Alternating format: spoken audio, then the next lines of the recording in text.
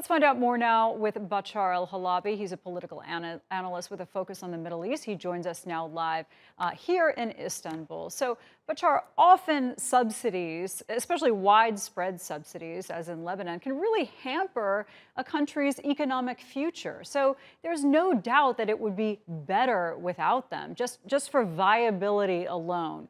But this is a deep hole. Is the timing right to start to reduce them for people?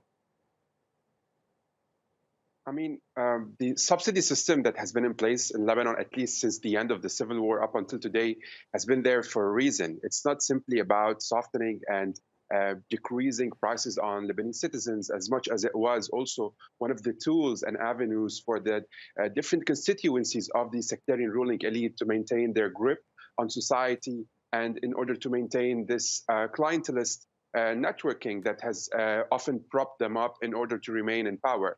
So this subsidy system should have been probably addressed right after, or at least in the post-war era, when Lebanon started its reconstruction drive and when it started to reimagine its economy. But it seems that back in the 90s, things were flowing in a way, and everyone was happy.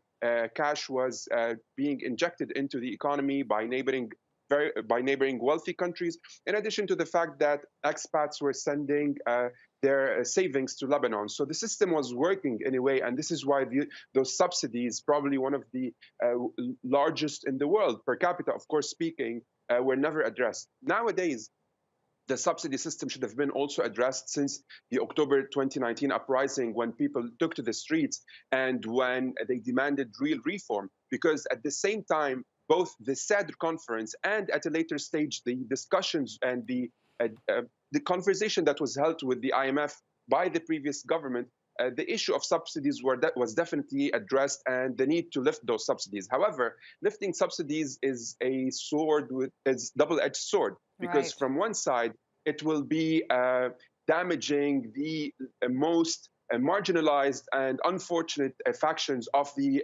society in general, and at the same time, it would be benefiting the system in general. So, in order to lift subsidies, there should be some sort of a program, which is now being also addressed, and it is being funded by the World Bank in order to introduce the ration card, which Right. offers people that are below poverty line some sort of a formula to purchase their basic needs in order not to basically suffer from famine. But even that, the ration card, which is funded by the World Bank, is also being utilized by the different constituencies of the sectarian ruling elite in the country as a tool in order to buy loyalties, again, only 9 months ahead of the parliamentary elections that should take place next May.